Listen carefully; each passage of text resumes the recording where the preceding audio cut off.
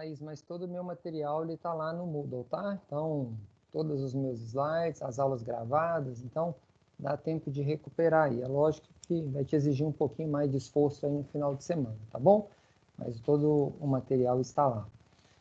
Beleza, pessoal, então vamos começar com a próxima etapa, né, da farmacocinética, que é a distribuição. Então nós vimos, né, aquela molécula química que nós deglutimos, né, por meio de uma forma farmacêutica, se for via oral, ela sofreu um processo de absorção, conseguiu atravessar a membrana plasmática e atingiu a corrente sanguínea. Então essa é a nossa proposta, tá, para a aula de hoje. A gente falar a partir do momento que atingiu a corrente sanguínea, o que vai acontecer com o nosso fármaco, tá? Então, iniciamos então o processo de distribuição. Esse fármaco ele vai percorrer pelos nossos grandes capilares, né, artérias e veias, e também os nossos pequenos capilares, né? E vai ser por meio desses pequenos capilares que ele vai conseguir perpassar a membrana plasmática da célula, dos tecidos, né? E conseguir atingir o seu ponto, o seu local de ação, ok? Então vamos entender aí quais são as particularidades aí nessa etapa. Então, definindo de uma forma geral o que é distribuição, é a distribuição propriamente dita, né, do nome, do fármaco para os líquidos intersticiais e intracelulares. Ou seja, ele vai ser distribuído para os tecidos e vai ser inserido no interior das células. Então, vai ser a distribuição desse fármaco por todo o corpo, por todos os tecidos e também no interior das células. Então, vamos lá. Uma vez na corrente sanguínea, o fármaco, por suas características de tamanho e peso molecular, carga elétrica, pH, solubilidade, capacidade de união às proteínas, ele se distribui pelos distintos compartimentos corporais. Então, a gente começar a entender. Cada molécula química tem a sua característica e vai ter uma forma de distribuição diferente. Então, a distribuição não é a mesma para todos os fármacos. Cada fármaco vai ter uma característica diferente de distribuição. E essa característica depende, do tamanho e peso molecular. Moléculas grandes vai ser uma forma, moléculas pequenas vai ser de outra. Carga elétrica, se ela está polar ou apolar. A polaridade interfere como essa molécula vai atravessar essas membranas plasmáticas. O pH do meio onde está inserido, no caso o pH do sangue, a solubilidade, que tem a ver com a lipossolubilidade da molécula, né? Se ela é mais solúvel, ou mais lipossolúvel, ou mais hidrossolúvel, e a capacidade do fármaco de se ligar às proteínas plasmáticas, né? As proteínas que estão ali circulando juntamente com o plasma. Alguns fármacos vão se ligar mais, outros vão se ligar menos a essas proteínas plasmáticas. Então essas são características individuais de cada molécula que vai fazer com que o nosso fármaco seja distribuído por todos os compartimentos corporais. Então, relembrando o que nós vimos lá na primeira aula de absorção. Então, vou utilizar uma dose específica de um fármaco, 100 mg, por exemplo. Esse fármaco sofre uma liberação, uma desintegração da forma farmacêutica. Após desintegração, ele sofre a sua absorção. Ponto. Aqui nós terminamos a etapa de absorção do fármaco. Após a absorção, esse fármaco atinge esse em azul aqui, o plasma, a corrente sanguínea, tá? Então, esse fármaco que sofreu absorção, ele vai estar livre na corrente sanguínea, ok? Só que parte do fármaco vai estar livre, parte do fármaco vai estar ligado às proteínas plasmáticas. Aqui vem a nossa primeira particularidade. O fármaco livre, ele tem um peso molecular. O fármaco ligado à proteína plasmática, ele tem outro peso molecular. Nós vimos na nossa aula de absorção que uma das características importantes para o fármaco sofrer uma difusão passiva, sem gasto de energia, é ele ser lipossolúvel, né, apolar e de baixo peso molecular. Se ele estiver ligado à proteína plasmática, vai ser uma molécula grande, de alto peso molecular, e essa molécula vai ter dificuldade de atravessar os tecidos, de atravessar as membranas das células, tá? Então, parte do meu fármaco vai estar livre e parte do fármaco vai estar ligado. Esse fármaco ligado, ele vai permanecer na corrente sanguínea, molécula grande, ok? O fármaco que está livre, ele vai sofrer metabolização, porque ele consegue entrar, né, nos espaços metabólicos aí do fígado, né? Sendo metabolizado, ele é excretado, ok? Parte do fármaco livre também pode passar pelos rins e ser excretado. Esse fármaco livre, ele vai para o local de ação dele, onde ele deseja que ele atue, então ele vai lá no seu local de ação, produz o seu efeito e retorna para a corrente sanguínea de novo, para ele ser metabolizado e eliminado. Parte do fármaco vai ficar armazenado em alguns reservatórios teciduais, que nós vamos ver também quem são esses reservatórios, tá? E parte do fármaco vai para locais de ação que são inesperados, onde ele pode estar produzindo efeitos indesejados. Então, o nosso foco aqui é tentar entender esse meio aqui agora do processo, tá? Que é a nossa etapa de distribuição. Ok até aqui, pessoal? Sim? Beleza. Então, olha. Tá aqui meu fármaco verde. Tá aqui outro fármaco amarelo, tá? Esse fármaco sofreu uma absorção aqui em cima, tá aqui, ó. Sofreu absorção, os dois fármacos, né? E atingiu o vaso sanguíneo, ok? Sofreu absorção e atingiu o vaso sanguíneo, tá aqui os meus dois fármacos, o verde e o amarelo. À medida que esse fármaco atinge a corrente sanguínea, ele vai se deparar com essas estruturas aqui, ó, maiores, né, retangular, ou essa estrutura, né, que meio ovalada, rosa, isso aqui nós estamos chamando de proteínas plasmáticas, ok? Proteínas plasmáticas. Esse fármaco, quando atinge a corrente sanguínea, parte do fármaco pode continuar livre, parte do fármaco vai se ligar às proteínas plasmáticas. Então, olha, aqui eu tenho esse meu fármacozinho azul, esse verdinho aqui, ó, se ligando a essa proteína plasmática. E eu tenho o meu fármaco amarelo se ligando aqui a essa proteína plasmática. Ok? Fármaco ligado às proteínas plasmáticas são fármacos, né, são estruturas de alto peso molecular. Resultado disso, eles não conseguem atravessar os capilares, eles não conseguem atravessar as membranas celulares, né, das células endoteliais. Então, eles vão ficar aqui, ó, retidos na corrente sanguínea, circulando na corrente sanguínea. O meu fármaco livre, que é aquele fármaco que não está ligado às proteínas plasmáticas, eles vão conseguir atravessar as pequenas fenestrações, né, existentes aí na membrana plasmática, ou talvez por difusão também passiva, ok? Baixo peso molecular. Então, somente a fração livre do fármaco é que vai ser distribuída, ou seja, somente a fração livre que vai conseguir atingir os tecidos, que vai conseguir chegar nos seus locais de ação. A parte ligada permanecerá ligada.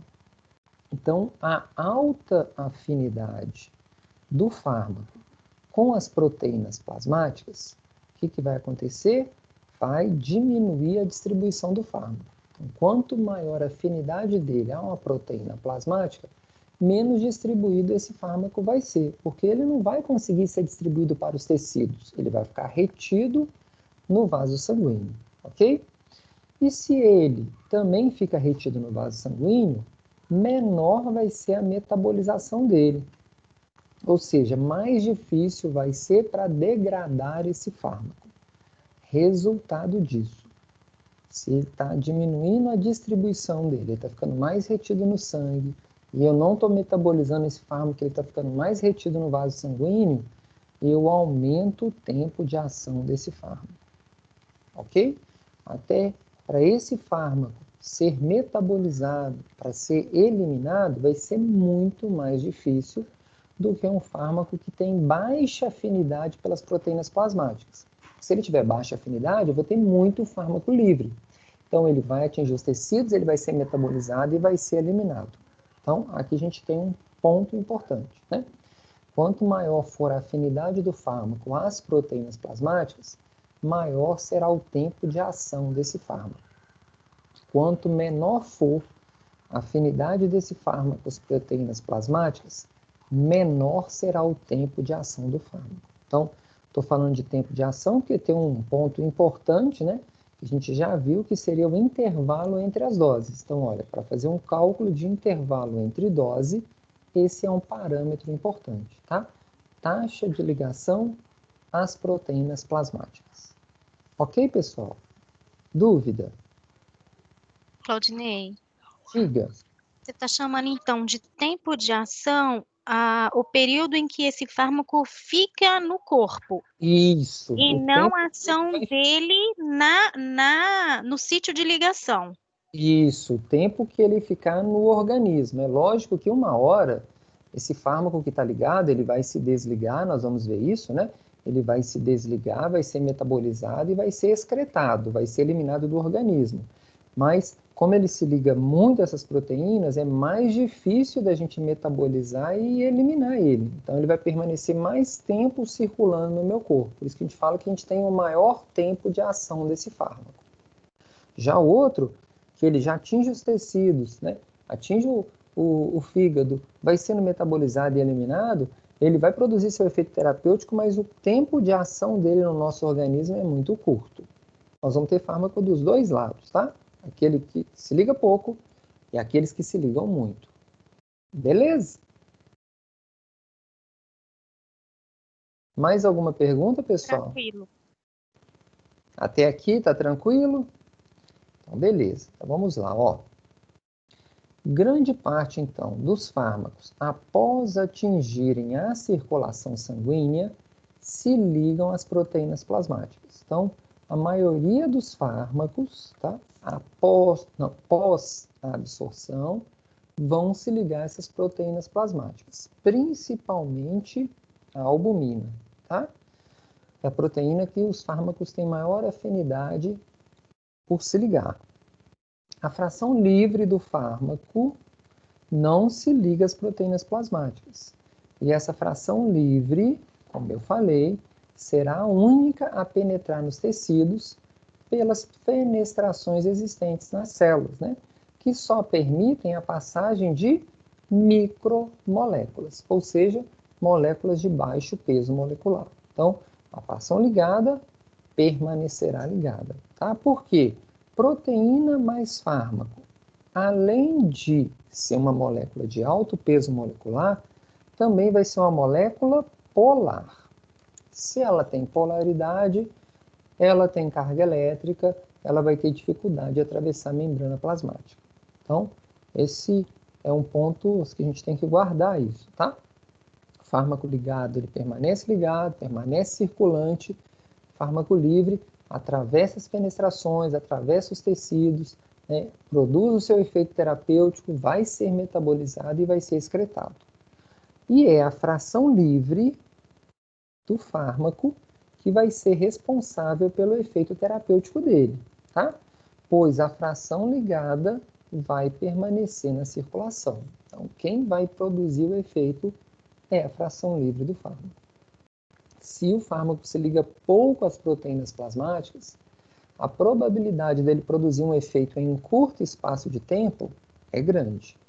Se o fármaco se liga muito às proteínas plasmáticas, a chance dele produzir seu efeito terapêutico em um curto espaço de tempo é muito pequena, né? Então, quanto mais fármaco livre eu tiver, mais efeito terapêutico esse fármaco vai produzir. Quanto menos fármaco livre eu tiver, menos tempo, né, intervalo aí de ação, mais demorado vai ser para esse fármaco produzir seu efeito terapêutico. Tá claro isso, pessoal? O esquema e essa explicação? Sim? Sim, Beleza. professor. Então, olha, quem são essas proteínas plasmáticas? Como eu disse, a principal delas, a albumina, tá? A albumina, ela é a nossa proteína carreadora, transportadora dos fármacos ácidos. Então, aqueles fármacos que têm um pKa, né, uma tendência a ser ácido, eles têm mais afinidade pela albumina. Enquanto que os fármacos básicos, eles são mais transportados pela glicoproteína alfa-1. Tá? Então, são as duas principais proteínas carreadoras, né, ou transportadoras plasmáticas. Albumina, fármaco ácido, glicoproteína alfa-1, fármacos básicos. Tá? É a afinidade, né, do fármaco por essa proteína circulante. Beleza. Então, olha, a quantidade de um fármaco que se liga à proteína vai depender de 3 fatores. Primeiro fator para que esse fármaco se ligue a essa proteína é a quantidade do fármaco livre. Quanto mais fármacos livres tiver na corrente sanguínea, ou seja, quanto mais fármaco está sendo absorvido, está atingindo a corrente sanguínea, maior a probabilidade desse fármaco se ligar às proteínas plasmáticas. Então, quanto mais fármaco está sendo absorvido, maior a chance de eu formar um complexo fármaco-proteína, né? Quanto menos fármaco estiver chegando na corrente sanguínea, menor a probabilidade de formar esse complexo fármaco-proteína plasmática. Então, o primeiro parâmetro é a concentração desse fármaco na corrente sanguínea. Então, lembre, toda vez que o fármaco está atingindo a corrente sanguínea, ele está livre, né, pessoal? Ele sofreu absorção, atravessou a membrana, a parede celular, né? Aquela característica de ser lipofílico, apolar, não ionizado, né? Para os ácidos na forma protonada, para as bases na forma desprotonada. Então, atravessou, caiu no capilar, está aqui, ó, corrente sanguínea, fármaco livre, se liga às proteínas plasmáticas. Então, o primeiro ponto é a concentração, a quantidade, tá? De fármaco que está atingindo a corrente sanguínea. Um segundo fator é a afinidade do fármaco pelo local de ligação à proteína plasmática. Alguns fármacos têm muita afinidade de se ligar a uma proteína plasmática. Outros fármacos têm menos afinidade de se ligar a essas proteínas plasmáticas. Então, depende da afinidade da molécula química pelos locais de ligação às proteínas plasmáticas. Então, esse é um segundo fator. E o terceiro é a concentração de proteína plasmática, que também é um parâmetro muito importante. Se o indivíduo tiver muita proteína circulante, eu tenho chance de se ligar a essa proteína muitos fármacos, tá? E aí eu vou ter muito complexo fármaco-proteína. Agora, se o indivíduo tiver baixa concentração de proteínas circulantes, não adianta ter muito fármaco no sangue, porque tem pouca proteína. Então, vai formar pouco complexo fármaco-proteína. Então, vamos lá. Nós vimos que quanto mais fármaco livre eu tiver, mais ele consegue atravessar os tecidos, mais ele consegue produzir seu efeito terapêutico, né? Quanto mais desse complexo eu tiver, mais ele vai circular pela corrente sanguínea, menos efeito terapêutico ele vai produzir, né? Ou seja, o tempo de ação vai ser mais prolongado. O que vai favorecer esse estado aqui de equilíbrio? 3 fatores. Primeiro, a concentração de fármaco livre. Se eu tiver muito fármaco chegando na corrente sanguínea, e se ele liga, né, as proteínas plasmáticas, vai ter muito complexo fármaco-proteína plasmática. Tendo pouco fármaco, pouco complexo. O segundo, a afinidade do fármaco. Aqui está chegando muito ou pouco fármaco no plasma. O que importa é a afinidade desse fármaco com as proteínas. Se tem um caso de amor perfeito, vai formar uma grande quantidade de complexo. Se ninguém gosta de nem olhar para a cara do outro, não vai formar uma boa quantidade desse complexo. Tá? E o terceiro é a concentração da proteína. Pega um cenário de um paciente que tem baixas concentrações de proteínas plasmáticas no plasma. Por exemplo, uma hipoalbumina, né? Baixos níveis de albumina. O fármaco está chegando na corrente sanguínea, na hora que ele vai procurar a proteína, cadê? Não tem proteína, então ele vai ficar de forma livre. Então eu vou aumentar a concentração de fármaco livre e vou ter pouca concentração de fármaco ligado. Agora, do contrário, se o indivíduo tem muita albumina circulante, todo fármaco chegar na corrente sanguínea vai se ligar nessa albumina, vai aumentar a concentração desse complexo fármaco-proteína plasmática. Ok, pessoal? Dúvida? Aí? Tranquilo? Beleza. Então, olha, nessa tabela, a gente começa aí a identificar algumas substâncias, né, alguns fármacos, e o percentual ou a taxa desses fármacos de ligação às proteínas plasmáticas. Então, olha só. A varfarina, que é um anticoagulante oral, né, comercializado aí nas farmácias e drogarias, com o nome comercial aí de Marevan, ela tem uma taxa de ligação a proteínas plasmáticas de 97%. Nós estamos falando aqui em percentual, tá?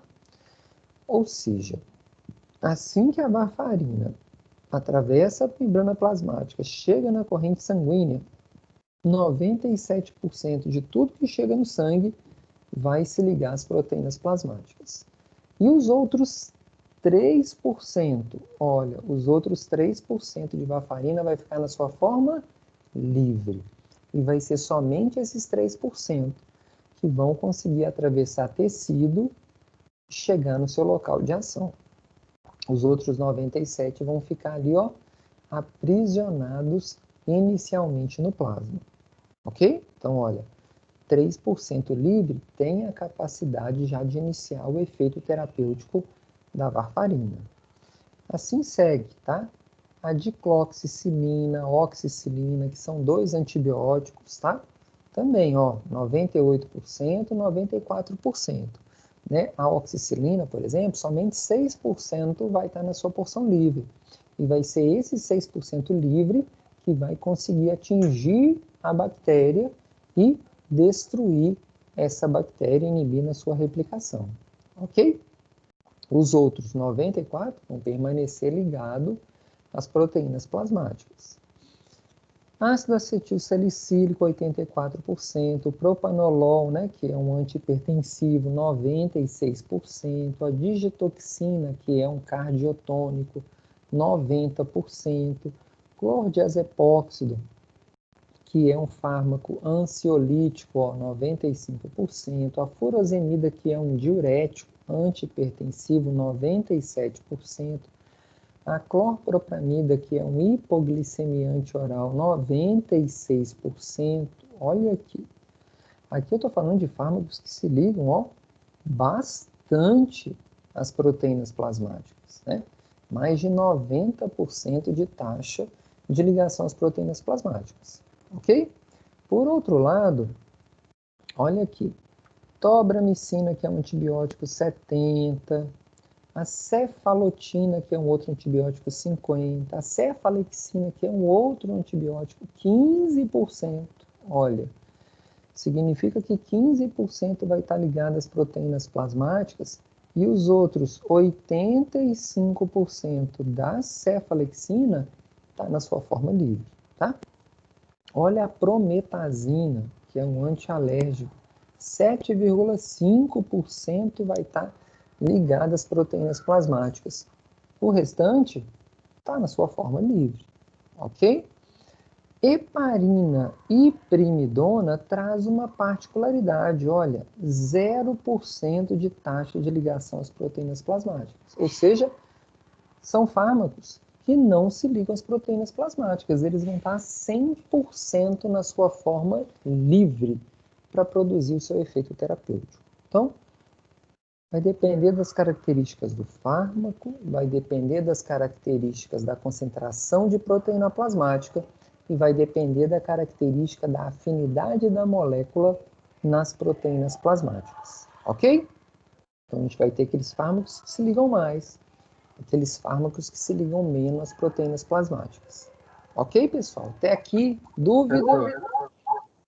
Pode falar. Quanto menos ele se liga à proteína plasmática, melhor, porque mais ele vai estar livre para poder fazer seu efeito terapêutico? Não é que é melhor, nós não podemos afirmar que ele é melhor, né? Quanto menos ligado às proteínas, como eu disse, mais rápido vai iniciar o efeito do fármaco. Quanto mais ligado ele tiver, mais prolongado vai ser o início do efeito do fármaco. Mas temos por outro lado, se ele se liga pouco às proteínas plasmáticas, a duração do efeito desse fármaco é curto. Se ele se liga muito às proteínas plasmáticas, a duração desse efeito é longo. Ok? Entendi. Eu não posso falar o que é melhor, tá? Depende muito da questão da molécula química e da necessidade também do paciente. Por isso a gente vai ter que fazer os cálculos de dose. Beleza? Claudinei, Diga. Esse fármaco que fica ligado às proteínas, no decorrer do percurso, a tendência é ele se desligar? Isso, ele vai se desligando para ir sendo metabolizado e eliminado. Nós vamos falar disso daqui a pouquinho, tá? Mas, só uma coisinha. Mas ele desliga só, ele não desliga e tende a ficar livre para fazer efeito mais não, né? Quando ele desliga para ser... Não. Ele vai se desligar e se ele desligou no plasma, ele fica na sua forma livre. E se ele está na sua forma livre, ele pode atravessar tecido, como pode atravessar o tecido hepático para ser metabolizado. Então, ele pode produzir efeito e pode estar sendo metabolizado para ser excretado. E para ele se desligar, ele depende de quê? Vamos chegar lá, calma aí, vamos chegar lá só um pouquinho. Então tá bom, obrigada. Tá bom? Vamos chegar lá. Claudinei, Pode falar. você falou para gente que a albumina ela carrega medicamentos com perfil ácidos e a glicoproteína com perfil básico. Isso. Esses que estão, que não tem perfil, né? Que você mostrou para gente essa situação aí desses dois zerados. Como que essa molécula, como que a gente vai entender isso? A heparina, por exemplo, ela é um anticoagulante, tá? É um anticoagulante por via endovenosa. Ela é utilizada naqueles pacientes que estão com risco de trombose. Então, o paciente vai fazer uma cirurgia, ele vai tomar uma injeção de heparina. Eu quero que ela haja onde? Para evitar a coagulação. Onde que ela tem que atuar? No tecido sanguíneo, né? Isso, eu quero que ela atue diretamente, evitando a coagulação, atuando nas plaquetas. Ela precisa atravessar a membrana do sistema circulatório para atingir tecido? Não, porque ela já está, né? Na sua Ela já forma está de no local de 100% ação, você disponível. concorda? E isso, ela já não está no local de ação dela, Sim. que é o sangue? Então, a indústria farmacêutica já produziu um fármaco para que ele não tenha interação com o sítio dessas proteínas transportadoras, justamente para que ele fique no sistema circulatório, inibindo a agregação plaquetária e produzindo seu efeito terapêutico. Entendeu? Agora, se eu introduzir, fazer a ingestão de uma heparina por via oral, não resolve, porque esse fármaco não vai nem ser absorvido, ok? Então, ele foi feito justamente para ser administrado por via endovenosa e permanecer na corrente sanguínea. Eu não preciso que ele se ligue à proteína plasmática, eu quero ele 100% livre para produzir seu efeito terapêutico. Tranquilo? Tranquilo. Então, não sei se cabe aqui a pergunta, mas eu vou fazer. Pode falar.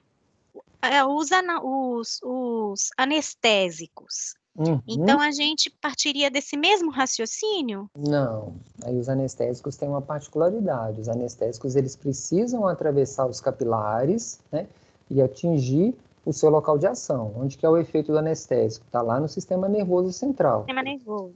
Ele tem que inibir a propagação do impulso nervoso, Então, o mecanismo dele é inibir o potencial de ação. Se eu inibir o potencial de ação, não chega a mensagem no cérebro, que seria a mensagem de dor, né? O analgésico está inibindo a dor. Então, ele tem que atravessar, sim, né, o vaso sanguíneo e chegar no tecido nervoso, que seria o seu local de ação.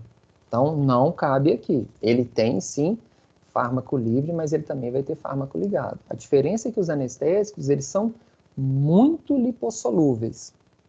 E por ser muito lipossolúvel, ele tem muita facilidade de atravessar a membrana plasmática. E aí produz um efeito muito rápido. Ok? Tá bom. Vamos falar deles também mais adiante. Então, olha só. Aqui eu apresento nesse desenho, né, nessa ilustração, 3 situações, tá? Que seria o tipo de fármaco e a ligação desses fármacos às proteínas plasmáticas. No desenho A, eu chamo isso aqui de fármacos de classe 1. O que seria um fármaco de classe 1? A dose do fármaco ela é menor do que o número de locais de ligações disponíveis nas proteínas plasmáticas. Ou seja, eu tenho mais proteínas plasmáticas do que fármacos livres. Resultado disso, pós-absorção, todo o meu fármaco, que é o vermelhinho aqui na ilustração, estará ligado às proteínas plasmáticas. Nós não falamos que o primeiro critério é a concentração do fármaco, né? Quanto mais fármacos eu tiver, mais a chance dele se ligar às proteínas plasmáticas. Quanto menos fármaco eu tiver, quase que todos essa concentração desse fármaco vai estar ligada às proteínas plasmáticas. Lógico que depende também da afinidade de ligação, tá? Então, a maioria das moléculas do fármaco está ligada à albumina e a concentração de fármaco livre aqui, ó, muito baixa, tá? Concentração dele livre, ó, baixíssima, porque a maioria dos fármacos vai estar ligada às proteínas plasmáticas. Isso não é 0 ou 100, tá, pessoal? Por isso que aqui nessa tabela a gente coloca aqui na porção ligada, aqui, ó, 99,8% para hidroxicumarina, que também é um anticoagulante, tá? Então, situação 1. A dose do fármaco é menor do que o número de locais de ligações disponíveis. Na imagem B, eu estou com fármacos de classe 2. O que seria isso? Ó, a dose administrada do fármaco, ou a dose que atinge a corrente sanguínea, ela é maior do que o número de locais de ligação disponíveis nas proteínas plasmáticas.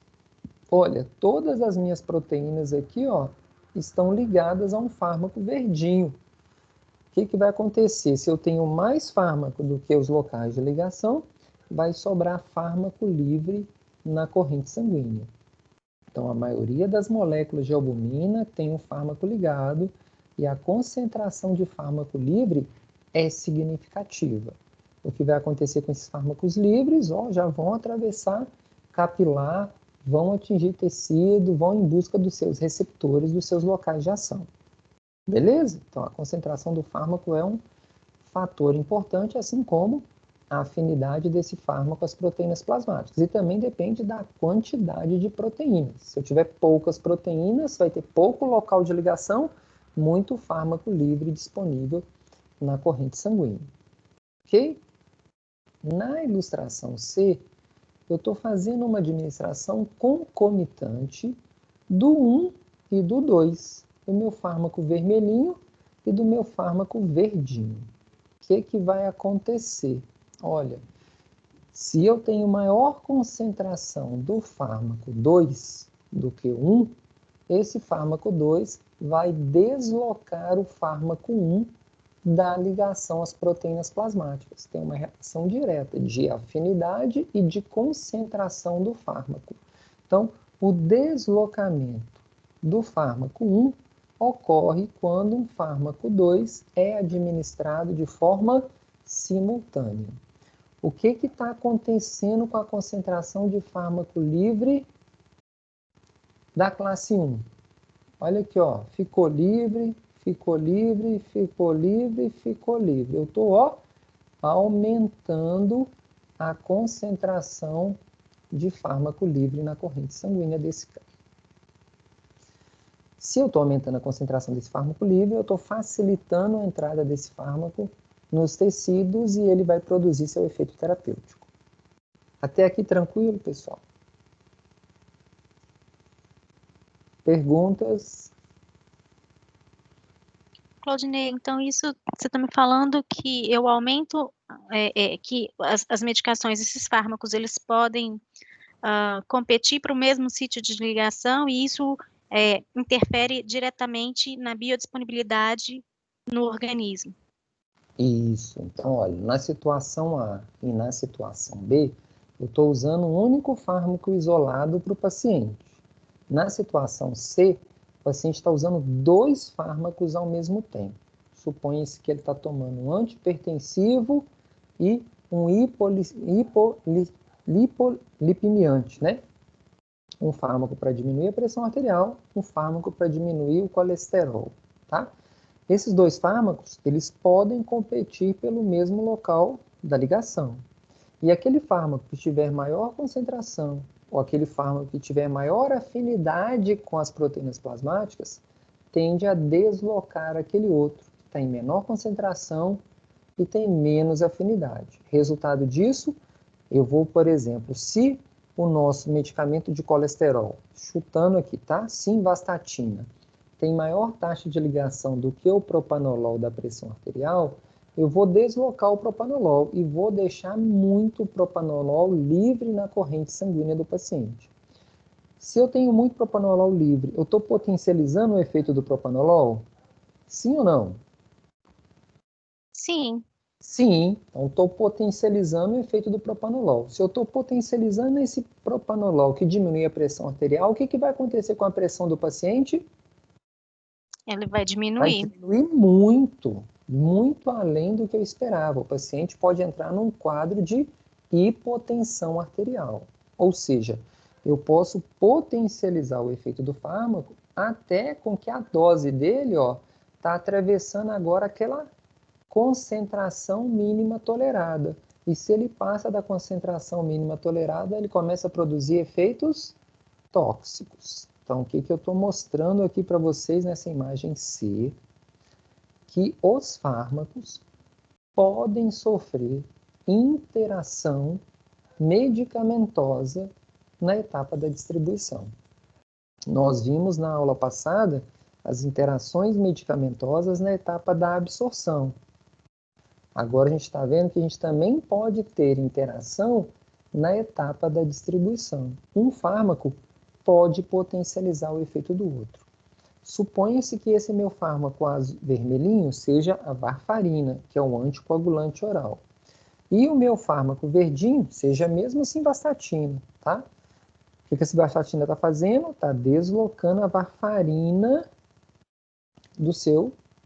da ligação à proteína plasmática. E olha aqui a varfarina. 3% dela, livre, já produz o efeito anticoagulante. Imagine que se de 3 eu aumento isso para 6% de varfarina livre. Qual vai ser o resultado da história? Vai inibir muito a coagulação. O paciente pode entrar no quadro de uma hemorragia, né?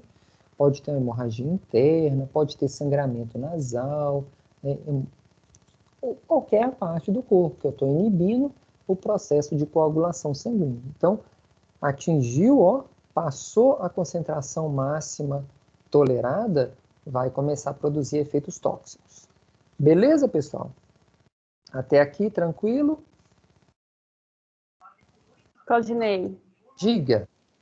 Eu não sei se eu vou conseguir formular a minha pergunta, mas aqui, nessa explicação da C, você falou que seria no caso de 2 medicamentos diferentes, né? 2 ou mais, né? 2 ou mais medicamentos, tá? Mas se eles forem, aí nesse caso, eles seriam administrados com um intervalo entre o outro bem largo, tipo um medicamento é dado tipo 8 horas da noite, o outro é dado só na manhã seguinte. Mesmo assim, aconteceria esse problema de um tá lutando, tá querendo o espaço do outro na ligação aí no sítio? Depende do que nós vimos aqui, ó. Depende da taxa de ligação dele às proteínas plasmáticas. Se esse fármaco se liga pouco, eu vou ter muito fármaco livre, então ele vai ser metabolizado rápido e vai ser eliminado rápido. Se um fármaco que se liga muito às proteínas plasmáticas, ele vai permanecer muito tempo circulando na corrente sanguínea. Então, depende de quais são os medicamentos que esse paciente está fazendo uso, ok? Que isso depende da taxa de ligação dele às proteínas plasmáticas. Professor, Vai ter situações em que o prescritor vai ter que colocar um intervalo maior entre as doses. Beleza. Mas a maioria das vezes, existe uma interação dessa e é uma interação potencialmente perigosa, tem que substituir o fármaco que ele vai utilizar, para que não tenha o risco de acontecer uma interação medicamentosa na etapa da distribuição. Tá? professor, Diga. quanto mais ele se liga à proteína plasmática, menos é recomendado uma interação medicamentosa? Quanto mais ele se liga, menor probabilidade de ter uma interação, é isso? Não, menos seria recomendado uma interação medicamentosa, a administração de 2 medicamentos simultaneamente? Não, é pelo contrário. Quanto mais ele se liga às proteínas plasmáticas, maior risco oferece esse fármaco. Porque olha aqui, por exemplo, a varfarina. Se eu deslocar 3% a mais de varfarina, eu estou dobrando a quantidade de fármaco livre de varfarina. Então, vou potencializar muito o efeito desse fármaco. Por exemplo, a oxicilina, que eu tenho só 6% livre. Se eu passo para 12%, eu dobro a concentração dela. Agora, vamos pegar um outro exemplo. Olha, a cefalexina se liga a 15%. 85% já está livre. Se eu deslocar a cefalexina e passar aqui talvez para 90%, não vai fazer tanta diferença igual eu dobrar a concentração do fármaco livre na corrente sanguínea. Ok? Então é o contrário. Quanto mais ele se liga às proteínas, maior cuidado eu tenho que ter com esse fármaco. Porque se eu usar um outro que desliga ele, eu posso potencializar muito o efeito do fármaco. Tá? Mas aí também vai depender também da estrutura da molécula do fármaco, né? Claro. E do local em que ele se liga à proteína plasmática, que é o que nós vamos ver aqui no próximo slide. Tranquilo? Conseguiram pegar aí o raciocínio, então, de interação medicamentosa aí na etapa da distribuição? Sim? Beleza. Então, olha. Podemos, então, ter um deslocamento desse fármaco que está ligado às proteínas plasmáticas. Então, vamos pegar, por exemplo, a varfarina, como nós falamos ali, ó, ou as cumarinas, tá?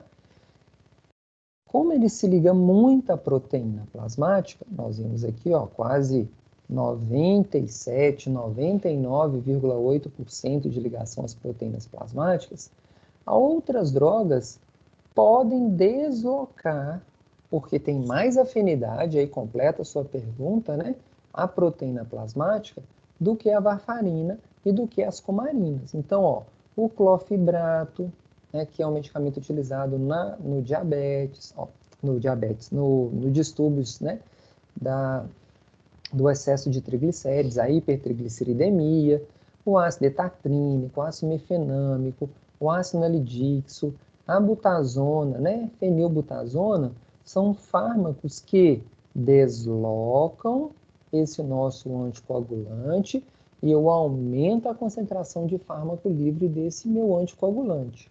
Qual que é o resultado disso? Ó? Uma hipoprotrombinemia excessiva. Eu estou aumentando a probabilidade de um quadro hemorrágico nesse paciente. No outro exemplo, olha, a tolbutamida, que é um fármaco utilizado na hiperglicemia, né, para estar diminuindo os níveis de glicose plasmático, a fenilbutazona e a sulfa deslocam a tolbutamida. Se desloca a tolbutamida, eu aumento a concentração de fármaco livre de tolbutamida, potencializo o efeito dela. Qual que é o resultado? Ó, hipoglicemia severa nesse paciente. Vai diminuir muito os níveis de glicose do paciente, tá?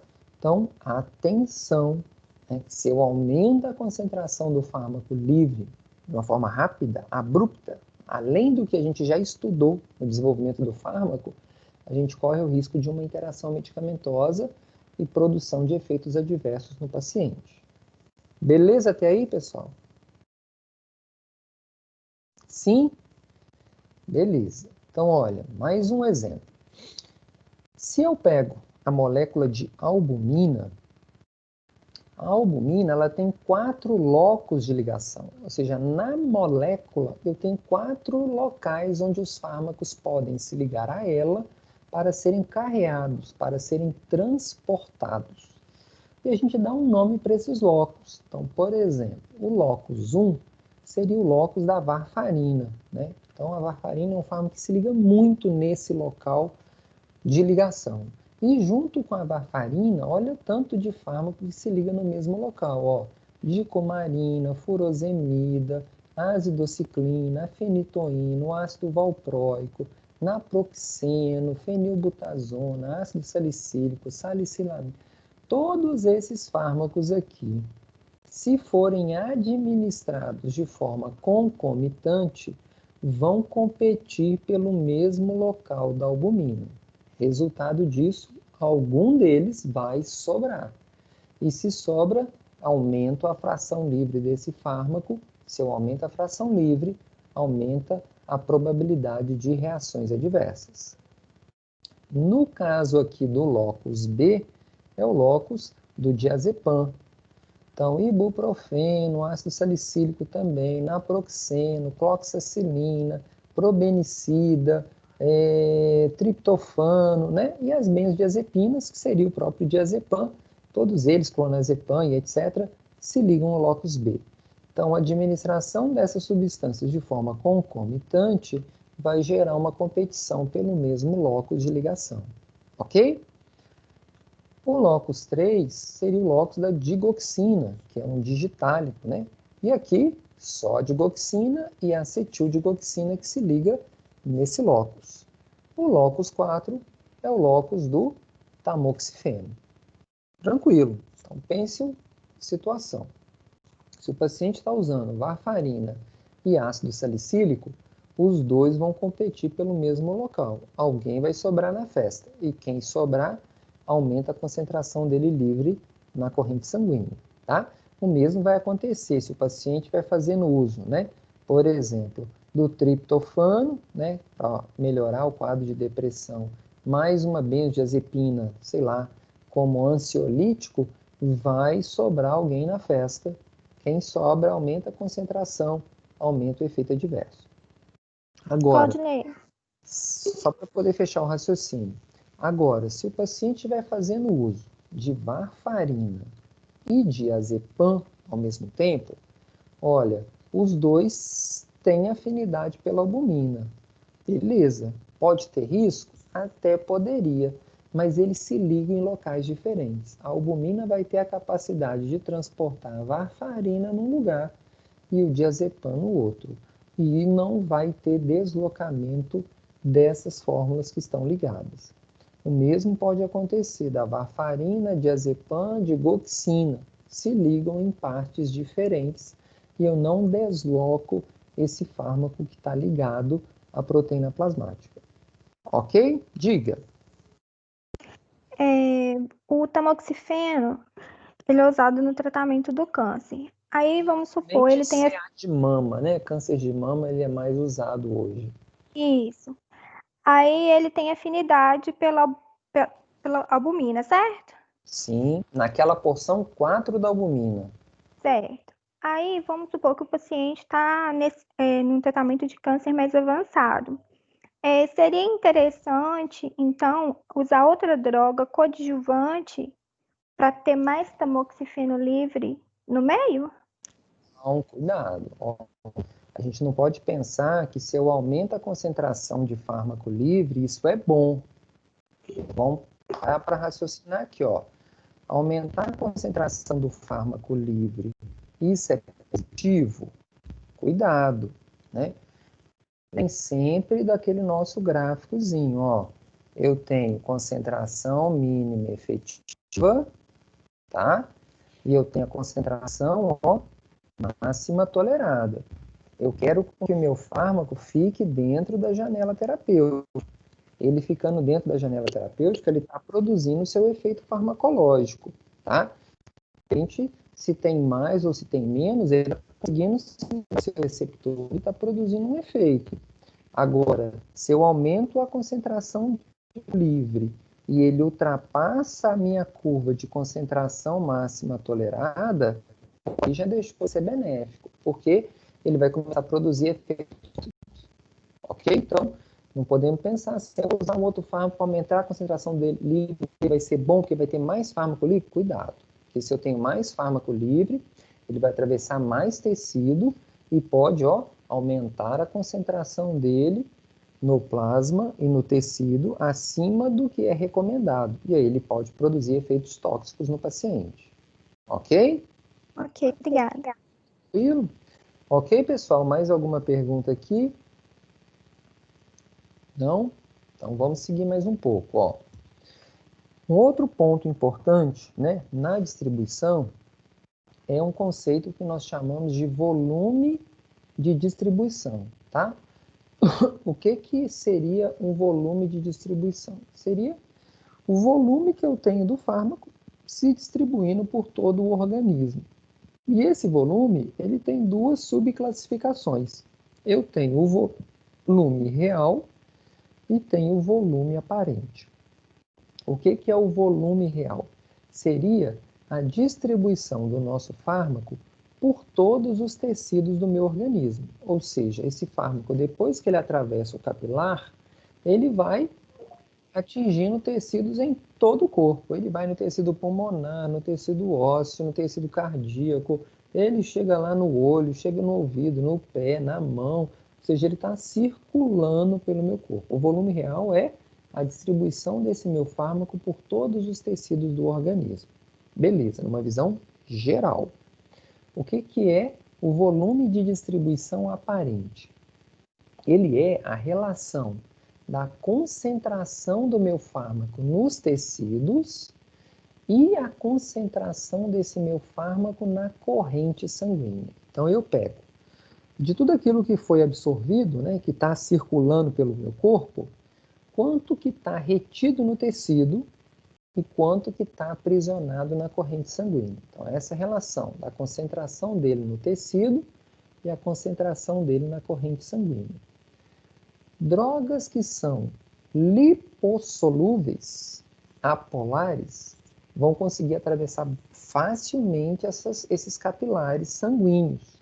E se conseguem atravessar os capilares, eles vão conseguir atingir os tecidos. Então, as drogas que são lipossolúveis, e aí como exemplo, os anestésicos, tá? Gerais principalmente, eles vão, rapidamente vão para o tecido. E eu vou ter pouco fármaco na corrente sanguínea. Então eu falo que o volume de distribuição aparente das drogas lipossolúveis é alto. Então, droga lipossolúvel tem um alto volume de distribuição aparente. E já aquelas moléculas, os fármacos, que se ligam muito às proteínas plasmáticas, se ele está ligado à proteína, ele vai ficar retido no plasma. E eu vou ter pouco fármaco no tecido. Então, quanto maior a taxa de ligação do fármaco à proteína plasmática, menor será o volume de distribuição aparente desse fármaco. Ok? Então, esse também é um parâmetro para a gente muito importante, né? Que seria qual que é o volume de distribuição aparente dele. Quanto maior o volume, mais eu consigo fazer com que esse fármaco chegue no tecido. Quanto menor o volume aparente, menos fármaco vai conseguir chegar no tecido e mais fármaco vai ficar retido na corrente sanguínea. Ok, pessoal? Tranquilo esse conceito de volume de distribuição? Beleza. Então, olha, o que pode variar, né, em relação a esse volume aparente? E aí a gente tem algumas particularidades. Então, primeiro parâmetro depende diretamente da nossa molécula, depende da droga. E a característica principal aqui é a lipossolubilidade. Quanto mais lipossolúvel for, mais vai conseguir atravessar os capilares, membrana, mais chega no tecido. Significa que, ó, maior será o volume aparente. Então, quanto mais lipossolúvel, maior o volume aparente. Uma outra característica é polaridade, ionização, né? Quanto mais polar for a molécula, ou quanto mais ionizada ela for, maior dificuldade vai ter de atravessar o capilar. Menos quantidade eu terei nos tecidos. Quanto menor a ionização, quanto mais apolar for a molécula, mais ela consegue atravessar os capilares, mais ela vai chegar no tecido, maior será o volume de distribuição. Ok? Então, uma relação de polaridade e ionização. E a terceira característica, que depende do nosso fármaco, da droga, é a ligação dele às proteínas plasmáticas. Quanto mais esse fármaco se ligar às proteínas, mais dificuldade ele tem de atravessar os capilares, menor o volume aparente. Quanto menor a taxa de ligação às proteínas plasmáticas, mais ele vai conseguir atravessar os capilares, maior será o volume de distribuição aparente do nosso fármaco. Ok? Então, tem lipossolubilidade, polaridade e taxa de ligação às proteínas plasmáticas, que são características que dependem única e exclusivamente da nossa molécula química. Ok aqui, pessoal? Sim? Dúvida? Ok? Beleza. Mas nós temos, além dos fatores que dependem da droga, a gente tem os fatores que dependem do paciente, né? E aqui a gente traz algumas particularidades. Então, a idade é um ponto importante, né? O volume de tecidos, o volume corporal de uma criança é diferente do volume corporal de um adulto. Ou seja, a quantidade de tecido, né?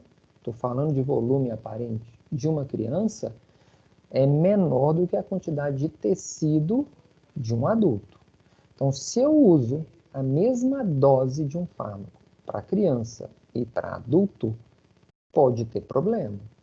Porque a quantidade de fármacos que vão ali reagir, se ligar, permanecer preso no volume sanguíneo é diferente entre a criança e o adulto, porque o volume de distribuição, né, a quantidade de tecido é diferente. Ok? Então a gente já começa a ter uma ideia, né, de que a dose a ser usada na criança é diferente da dose que a gente vai ter que utilizar para o adulto. Ok? Um outro parâmetro é o peso. Peso e tamanho. Né? Quanto maior o tamanho, maior a quantidade de tecido. Então, é um adulto, né? Mas é um adulto muito grande. O outro é um adulto, mas é um adulto pequeno. Então, está na mesma idade. O tamanho também vai influenciar a quantidade de tecido corporal. E a quantidade de tecido vai interferir nesse volume aparente. Tá? Mesma coisa do peso. Né? Quanto maior o peso, maior a quantidade de tecido adiposo desse paciente. Maior a quantidade também de músculo. Né? A gente pode falar peso, também não é só gordura. Né? Tem pessoas que têm muito peso, mas tem quase nada de gordura e muito tecido muscular. Então, quanto maior o peso, também maior o volume tecidual. Quanto menor o peso, menor o volume tecidual. Então, olha, em algumas situações a gente vai precisar fazer cálculo, né? De quantidade de dose proporcional ao peso do paciente. Tá? Pessoas mais magras vão usar uma determinada dose. Pessoas mais gordas, ou de maior peso, vão usar uma outra dose diferente. Ok, pessoal? Até aí, tranquilo? Idade, peso? Beleza. Um terceiro parâmetro, então, ó, idade, peso. Um terceiro parâmetro é o parâmetro hemodinâmico. E esse parâmetro hemodinâmico, a gente tem muito a ver com um conceito que nós chamamos de perfusão sanguínea. Tá? O que seria esse conceito de perfusão? Perfusão é a quantidade de sangue que passa em determinados órgãos e tecidos. Nós temos órgãos que têm muita taxa de perfusão, é muito vascularizado, né? Por outro lado, a gente tem órgãos e vísceras que são pouco vascularizados. Então, eu vou ter estruturas no meu organismo com alta taxa de perfusão, onde é mais fácil desse fármaco chegar, porque tem muito sangue, então vai chegar muito fármaco lá, mas tem outras partes do corpo que têm baixas taxas de perfusão. Se tem uma baixa taxa de perfusão, é mais difícil do fármaco chegar naquele local, porque o fármaco está ali pela corrente sanguínea, ok? Então, nesse caso, um paciente que apresenta ICC, o que é ICC? Deixa eu só fechar aqui, você me pergunta, só um minutinho. O que seria o ICC? É insuficiência cardíaca congestiva. O que é uma insuficiência cardíaca? É aquele paciente que tem uma complicação no coração, onde o coração tem uma dificuldade de contração da sua musculatura para bombear o sangue para o restante do corpo. Olha, se ele está bombeando esse sangue de uma forma lenta, fraca, eu tenho uma baixa perfusão.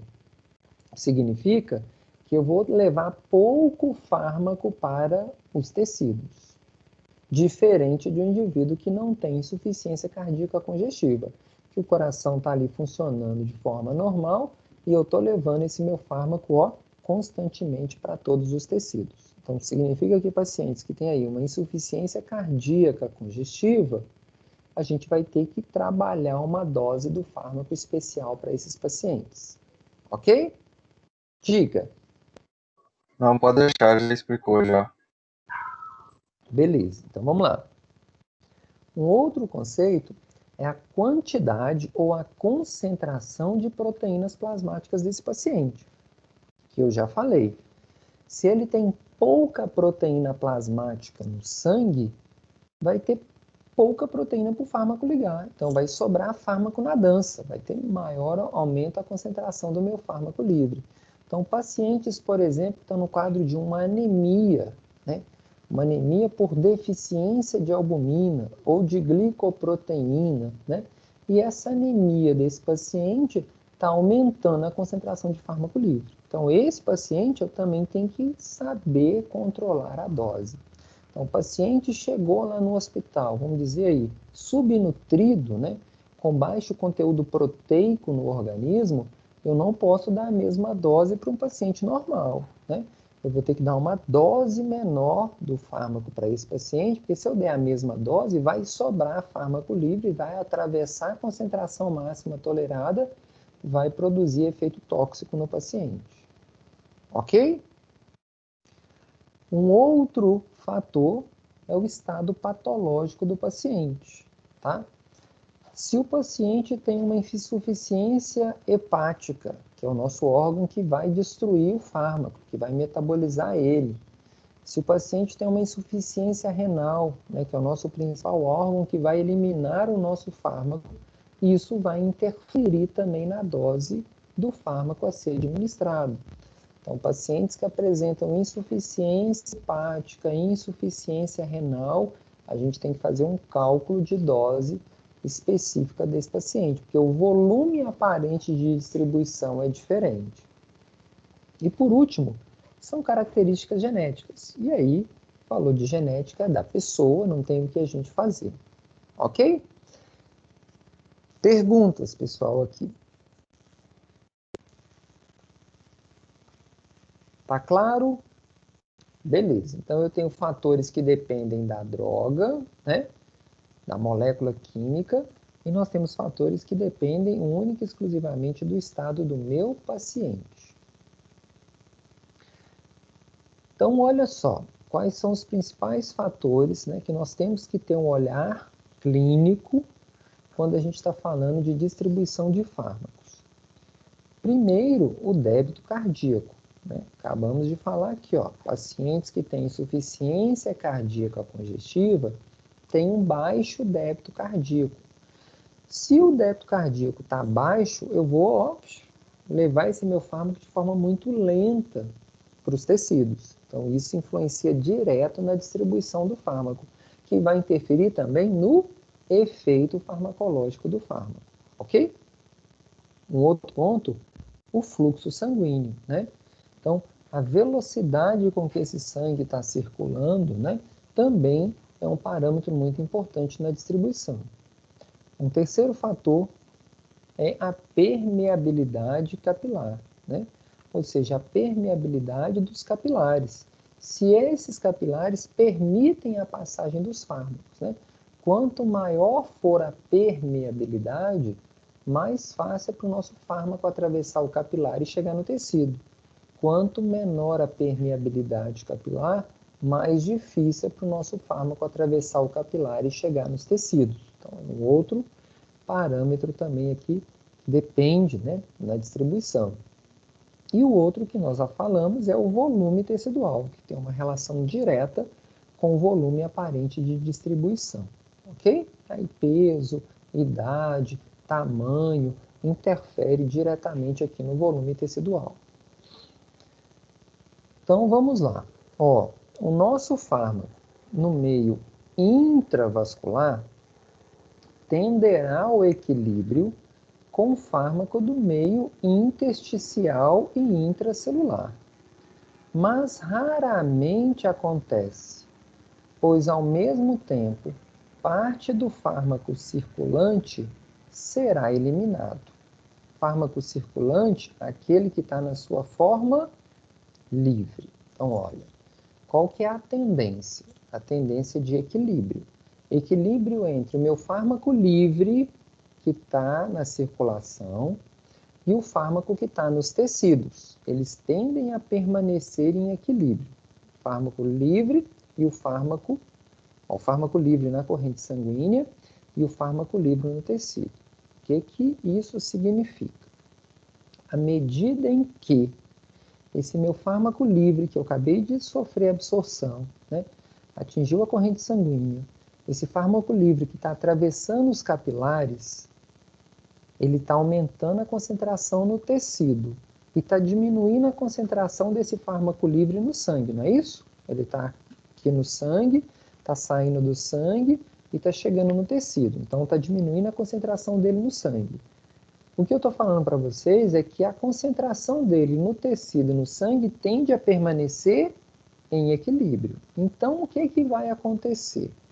À medida em que esse meu fármaco livre vai para os tecidos, parte do fármaco que está ligado começa a se desprender da proteína plasmática, para ter tendência a esse equilíbrio da concentração do fármaco na corrente sanguínea e a concentração do fármaco no plasma. Ok? Mas aí eu continuo falando, raramente isso vai acontecer da gente ter esse ponto de equilíbrio. Por quê? Esse fármaco que está na corrente sanguínea, ele também vai sendo metabolizado e eliminado. Então, dessa forma, o fármaco livre no meio intravascular, ele tenderá sempre a diminuir.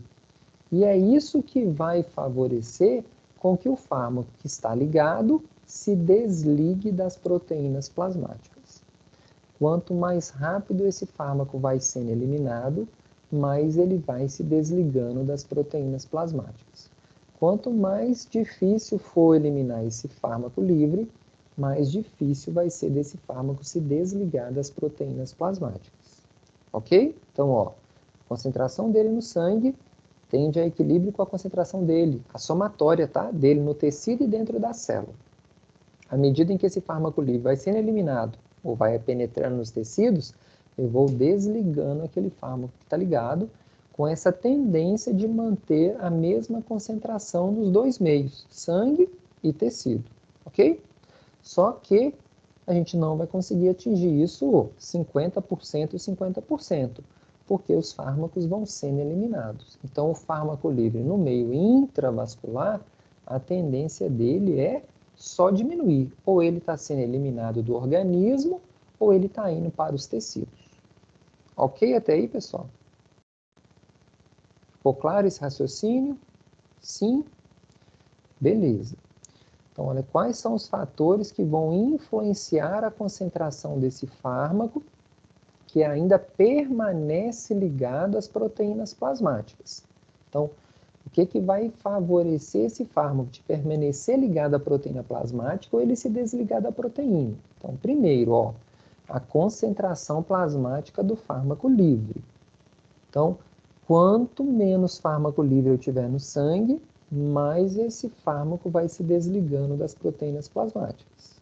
Beleza, já falamos disso. Segundo ponto, a afinidade do fármaco pelos sítios de ligação às proteínas. Se ele tem uma alta afinidade, ele vai ter mais dificuldade de se desligar das proteínas plasmáticas, mas vai se desligar, tá? Por quê?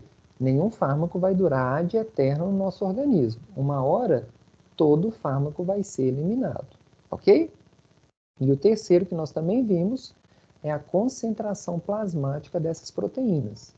Quanto mais proteína circulante tiver, mais proteínas livres tiver, mais ela vai pegar aquele fármaco livre e vai se ligar a ela. Então, depende também da concentração de proteína plasmática circulante. O fármaco ligado às proteínas plasmáticas, da mesma forma que ele não é absorvido pelos tecidos, também ele não consegue ser eliminado. Ou seja, ele vai ficar preso no plasma. Por que ele não consegue ser eliminado? Porque ele é uma molécula de alto peso molecular. E quando ele passa lá pelos rins, chegando no néfron, quando ele chega no glomérulo, ele não consegue ser filtrado, porque é uma molécula de alto peso molecular. Então, ele nem vai conseguir passar pelos tecidos e nem vai conseguir ser eliminado. E como eu falei, quando a gente tiver uma queda na concentração plasmática do fármaco livre, nós vamos ter um desvio dessa forma ligada. Ou seja, o fármaco que está ligado, ele se desliga da proteína plasmática. Se ele está desligado, é fármaco livre, ele pode tanto chegar no tecido, quanto ser metabolizado e excretado. E uma hora, todo o fármaco será eliminado. Alguns fármacos são eliminados rapidamente do nosso organismo, outros fármacos vão demorar dias, semanas, meses ou até anos para ser todo eliminado do corpo. Ok? Tranquilo isso, pessoal? Foi uma pergunta que vocês me fizeram lá no início da aula. Tá claro isso? Sim? Sim. Beleza. Então, olha, quando o fármaco, então, atinge a corrente sanguínea, parte do fármaco vai estar livre, parte do fármaco vai estar ligado, a gente pode dividir, né, essa nossa distribuição em duas etapas, ou duas fases, tá? A primeira fase é o nosso fármaco, ele será exposto àqueles tecidos de maior perfusão sanguínea, ou seja, aqueles tecidos mais vascularizados. Quais são eles? Fígado, rim e o cérebro, né? O fígado, as fenestrações das células são grandes, porque ele é o nosso órgão metabolizador, então ele está ali disposto a receber qualquer molécula química sem restrições. Os rins também, é por ali que nós vamos eliminar todas as substâncias nocivas no nosso organismo, que estiverem circulando, né, pelo sangue. Então também tem altas fenestrações, é muito vascularizado e dependendo da molécula pode ser rapidamente eliminado. O segundo, o cérebro, que também é uma região altamente vascularizada. Lógico que, como nós vimos na aula passada, ele tem uma membrana que o reveste, né? Que é a membrana hematoencefálica. Mas o fármaco vai ser inicialmente exposto a esses órgãos. Significa que, após a administração, atingiu a corrente sanguínea, esses órgãos, se o fármaco vai ser para ser utilizado numa desses órgãos altamente vascularizado, eu vou conseguir ter um efeito rápido desse fármaco, tá? Se for um medicamento para o fígado, medicamento para os rins, um medicamento para atuar no sistema nervoso central, ele vai rapidamente atingir esse local e produzir seu efeito terapêutico. E após passar por esses órgãos muito vascularizados, esse fármaco continua circulando pelo sangue, né? e vai chegar na segunda fase, que seria a exposição do nosso fármaco às regiões menos vascularizadas do corpo, tá? Ou seja, vai ser mais lento, né? E isso vai ser responsável pela distribuição dos fármacos, pois compreende uma área corporal bem maior, como, por exemplo, os músculos, os demais órgãos do corpo, a pele e o tecido adiposo. Então, é uma região menos vascularizada do que os 3 primeiros, tá? Então, o fármaco vai demorar mais para chegar nessa região, mas como são tecidos grandes, densos, volumosos, esse fármaco pode ficar retido nesses tecidos, no tecido muscular, no tecido adiposo, no tecido ósseo e etc, tá? Então, se o paciente vai usar um fármaco para ter um efeito terapêutico na pele ou no tecido adiposo, vai demorar um pouquinho mais para ele iniciar o seu efeito terapêutico, né? Que seria chegar esse fármaco no local de ação, porque essas regiões são menos vascularizadas, ok? Quanto mais vascularizado for, fígado, rins e cérebro, mais rápido esse fármaco nosso vai chegar. Ok, pessoal? Tranquilo também? Professor, uma dúvida. Pode falar. Quando a gente fala que o medicamento, o fármaco, ele está passando pelo efeito de primeira passagem, ele está acontecendo nessa primeira fase no fígado?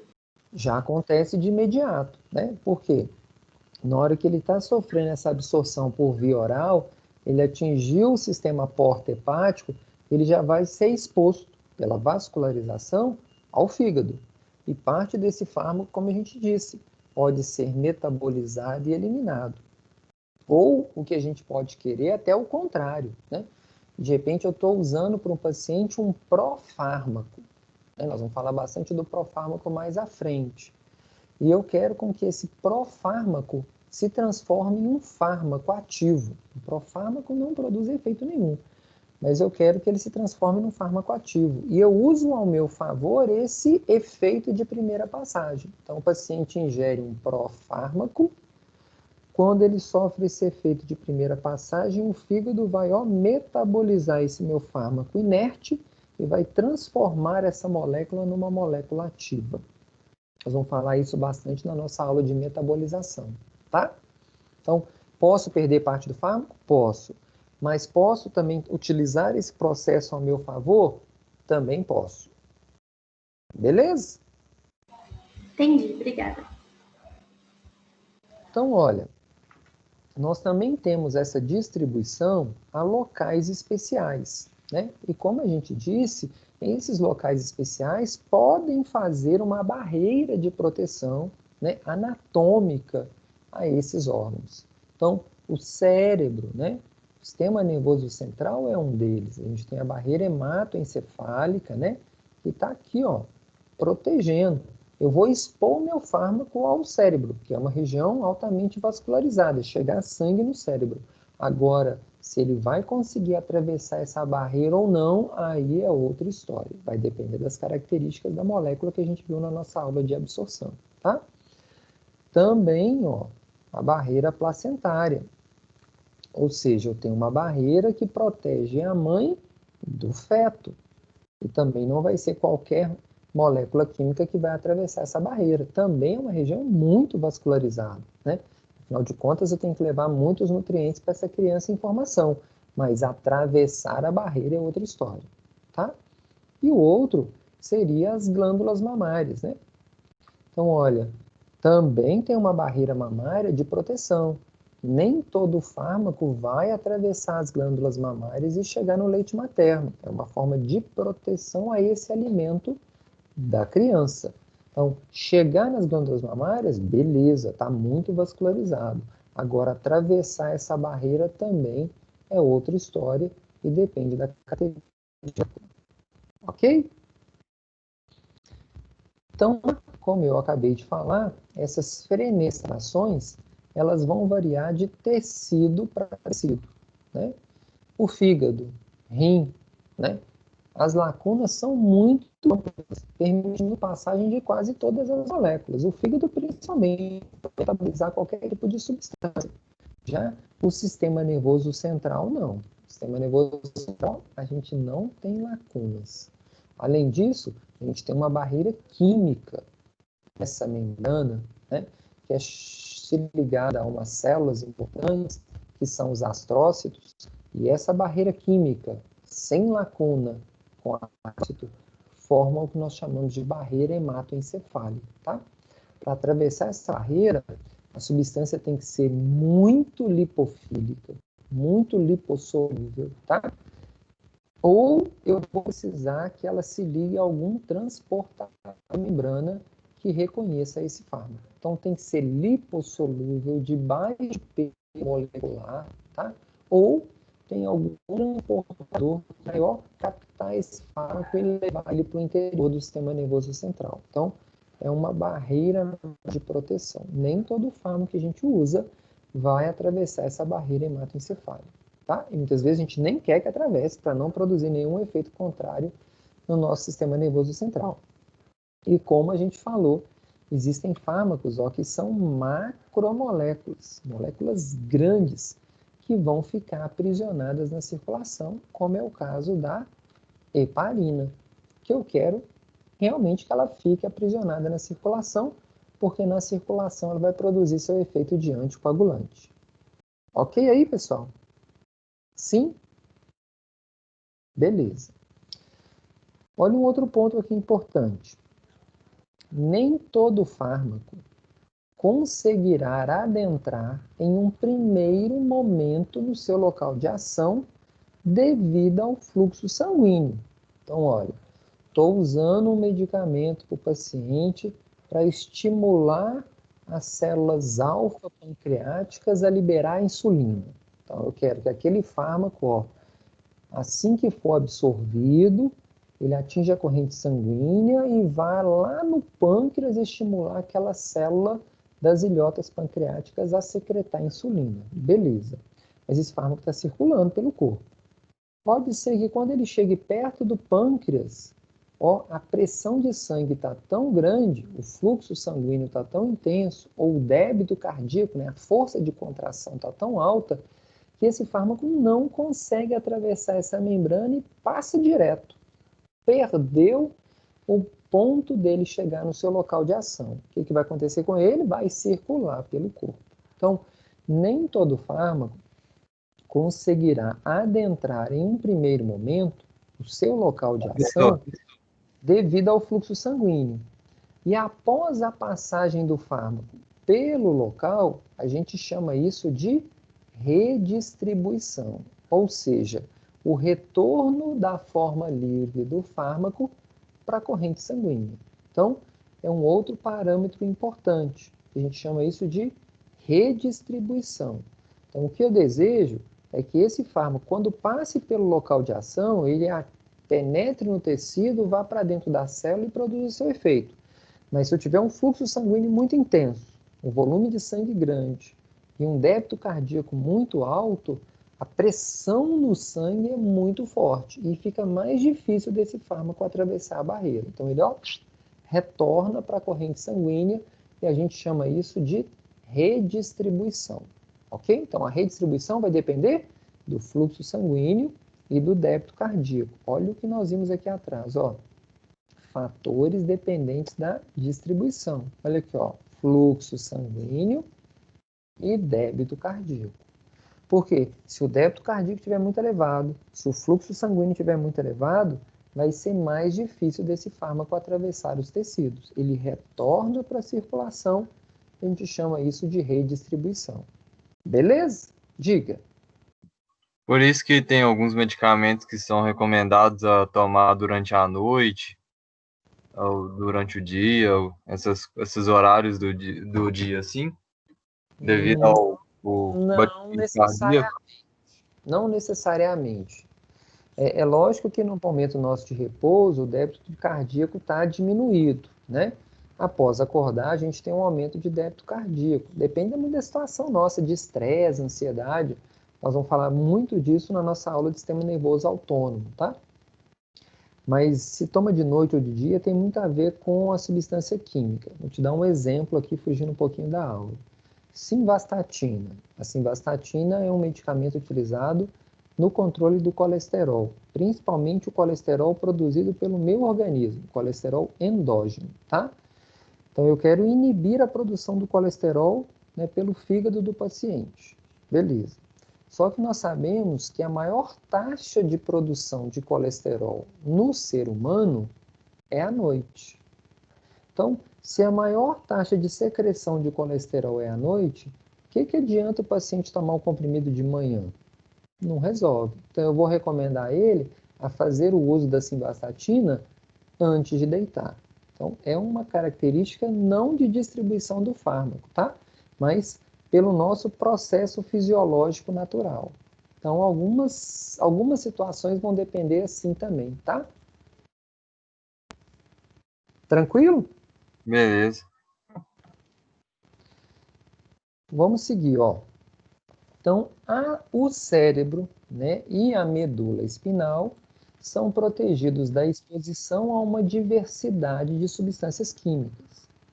Junções muito apertadas entre as células, né, entre as células endoteliais, e devido ao processos, né, das células gliais, que a gente está chamando aqui de astrócitos, altamente resistentes que cercam esses capilares. Então, não é qualquer molécula química. Vamos pegar aqui o que a indústria farmacêutica faz, tá? Então, eu pego lá um antialérgico, e a gente chama um antialérgico de primeira geração, ou seja, os primeiros antialérgicos que foram lançados. Dexclofenaramina, prometazina, buclizina, esses fármacos, né, eles são utilizados para controlar os processos alergênicos, beleza. Mas eles são moléculas de baixo peso molecular e muito lipossolúvel. Qual que é o resultado disso? Se ele é de baixo peso molecular e muito lipossolúvel, esses fármacos vão conseguir atravessar a barreira hematoencefálica. Qual que é o problema disso? Eu não quero usar um antialérgico para atuar no sistema nervoso central, não. O antialérgico tem que atuar em nível periférico, né? Controlando os processos alérgicos desse paciente. Só que eu tenho receptores para esse antialérgico também no cérebro. Eu tenho os receptores periféricos, mas esse antialérgico também consegue se ligar em estruturas no cérebro desse paciente. E quando ele se liga, né, em receptores no cérebro, esse medicamento provoca sonolência, tá? E ele provoca o que nós chamamos de orexia. O que é orexia? Aumento do apetite, tá? Ele é um orexígeno, um fármaco que aumenta o apetite. Então, não é o principal efeito adverso dos antialérgicos, né? Você toma aquele antialérgico, dá um sono danado. É um efeito adverso desse antialérgico, porque ele consegue atravessar a barreira hematoencefálica, se liga em receptores, olha ele se ligando em receptores que eu não quero, mas ele se liga e vai produzir esses efeitos adversos. O que a indústria farmacêutica fez? Opa, vamos pegar essa molécula do antialérgico. Vamos continuar deixando ela inibir esses receptores, né, relacionados à alergia, mas vamos dar uma cara para essa molécula diferente para que ela não consiga atravessar a barreira hematoencefálica. Então, vem aí os nossos antialérgicos de segunda geração, tá? Uma molécula mais hidrofílica, uma molécula de maior peso molecular. Resultado disso, esses fármacos têm mais dificuldade de atravessar a barreira hematoencefálica. Em outras palavras, não vão produzir esses efeitos adversos de primeira geração. Não vão dar sonolência e não vão provocar aumento de apetite. Ok? Então, muitas das vezes, nós vamos desenvolver moléculas para evitar com que ela passe pela barreira hematoencefálica. Agora, se eu quero um fármaco que realmente atue no sistema nervoso central, antihipertensivos, antipsicóticos, anticonvulsivantes, fármacos de tratamento do mal de Parkinson, mal de Alzheimer, esquizofrenia, todos esses fármacos têm que atravessar a barreira hematoencefálica. Então, quando eu estou desenvolvendo a molécula, tem que ser uma molécula lipossolúvel de baixo peso molecular. Ok? Tranquilo? Substâncias que penetram, então, ó, o nosso sistema nervoso central. Tem que ser apolar, tem que ser lipossolúvel, de baixo peso molecular, ó. E quanto maior o coeficiente de partição óleo-água, né, quanto mais lipossolúvel, lipofílico ela for, mais fácil ela atravessar o sistema nervoso central. Ó, característica básica dos nossos barbitúricos, nós vamos falar bastante deles, são fármacos que vão ser utilizados aí nas crises epilépticas e também na insônia, e os nossos anestésicos gerais, né, que têm a função de eliminar a dor do paciente, tá? Característica de fármacos que vão atravessar essa barreira hematoencefálica. Então, depende, ó, das propriedades do fármaco para ele conseguir atravessar essa barreira hematoencefálica. Então, de um lado aqui, ó, tem a permeabilidade da barreira hematoencefálica. Aqui embaixo, o coeficiente de partição óleo-água. Quanto maior for o coeficiente de partição óleo-água, quanto mais lipofílico for, maior vai ser, ó, a permeabilidade dele na barreira hematoencefálica. Então, vamos pegar aqui, ó, lamustina. Tem muito lipofílico, ó, e alta permeabilidade na barreira hematoencefálica. Segue, ó, carmustina, a cafeína, né? Olha aqui a cafeína, tá? Ela é mais lipofílica, também tem uma alta permeabilidade a atravessar a membrana hematoencefálica. Agora, olha aqui, vinblastina e vincristina, são dois antineoplásicos. Eles são muito lipofílicos, mas têm baixa permeabilidade na membrana hematoencefálica. Por quê? Olha, eles são muito lipofílicos, mas são moléculas de alto peso molecular. Se tem alto peso molecular, não consegue atravessar essas fenestrações, essas interjunções celulares. Não consegue atravessar o cérebro, não produz efeito no sistema nervoso central. Ok? Então, esses dois conceitos aqui para a gente são muito importantes, né? Tem que ser apolar, lipossolúvel, de baixo peso molecular. Olha o álcool, ó. A molécula do álcool é pequenininha, né? É um éter-etílico, ó. Simples, né? Fácil. A gente está falando aqui de etanol, né? Até o próprio metanol, ó. Molécula pequena, lipossolúvel, fácil de atravessar o sistema nervoso central e provocar o efeito, né, de depressão do sistema nervoso central. Ok, pessoal? Tranquilo? Já a barreira placentária, aqui os vasos sanguíneos do feto, tá? Eles são revestidos por uma única camada de células, tá? Então é uma barreira, né, que vai estar protegendo o feto, mas a barreira placentária já não protege tanto igual a barreira hematoencefálica, tá? Aqui atravessa a maioria das drogas, tá? A maioria das drogas vão conseguir atravessar a barreira hematoencefálica. Qual que aqui é o nosso cuidado, tá? Seria no retardo na transferência desse fármaco para o feto. Geralmente, ó, é de 10 a 15 minutos para ter esse equilíbrio mãe-feto. Vai e volta.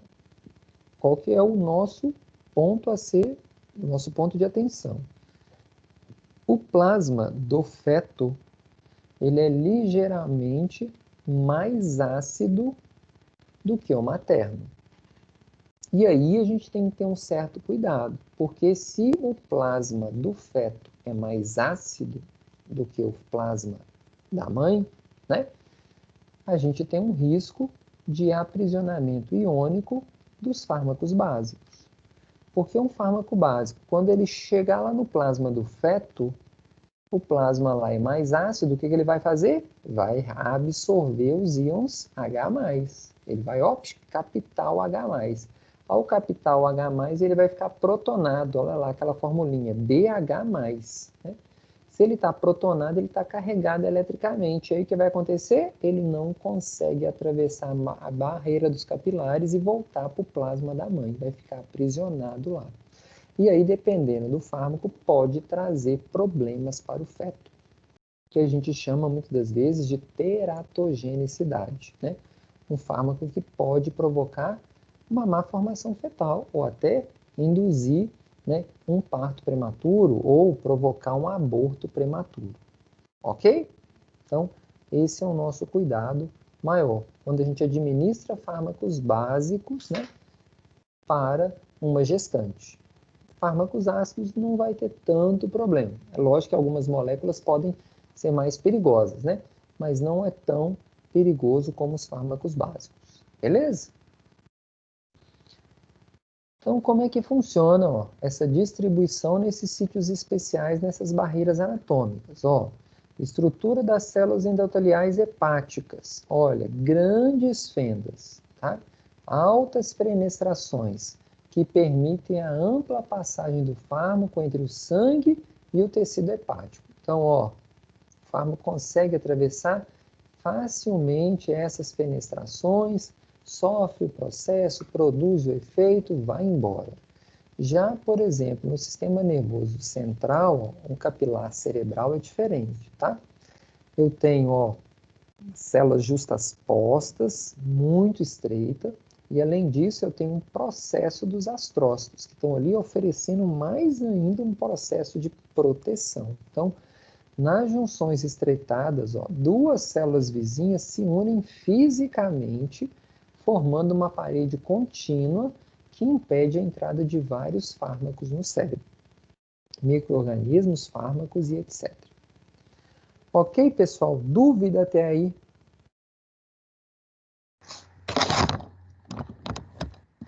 Claudinei, boa noite, tudo bem? Diga, pode falar. Essa questão aí da barreira placentária, muitos médicos não indicam, né? Aliás, contraindicam o uso de medicamento na gestação, justamente por isso? Isso. Então, assim, ó, a gente tem que ter cuidado, né, com o uso de medicamentos durante a gestação. Hoje a gente classifica esses medicamentos de acordo com o risco associado à gestação, tá? A gente vai ver mais à frente, a gente tem classificação dos fármacos A, B, C, D, E e X, tá? Quanto mais próximo aí do A, mais seguro é o fármaco. Não vai trazer problema. Por exemplo, uma dipirona sódica, não faz diferença. Mas eu vou ter fármacos que aumentam o risco durante a gravidez. Por exemplo, omeprazol, oferece um risco, tá? E tem fármacos que não devem ser usados durante a gravidez, porque vai trazer complicações fetais. Por exemplo, talidomida, isotretinoína, são fármacos que vão provocar teratogenicidade, né? Má formação fetal. Então, a gente classifica esses fármacos. Se a gente pegar a bula, né, dos medicamentos, eles têm que trazer essa informação na bula, o risco, né, fetal para a gestante. Ok? Justamente por ser uma camada de célula, né? Bem fininha. Isso mesmo. A maioria dos fármacos vão atravessar, vão chegar no plasma fetal, ó, e vão retornar. Estou falando aqui do cordão umbilical, né? Tá tendo troca entre o sangue da mãe e o sangue do bebê, para a gente poder levar nutrientes para o bebê e trazer os produtos metabólicos tóxicos que o bebê está produzindo para a mãe eliminar, né, junto com a urina. Então tem uma troca constante aí de nutrientes. Então fármaco vai, fármaco vem. Ok? Uhum. Entendi, obrigada. Ok, pessoal? Então, ó, vou parar por aqui. Não esqueçam de fazer lá a minha atividade, né? Me mandar lá o exercício. Thaís, tenta fazer lá. Se não conseguir, você me sinaliza, tá bom? E no mais, boa noite para vocês aí e até a próxima Professor, terça-feira, tá bom? Diga. o meu portal atualizou, deu para mim entrar lá. Beleza, lindo, maravilhoso. Então, um abraço para vocês, pessoal. Não vou fazer chamada hoje, até a terça-feira, tá bom? Tchau, tchau para vocês.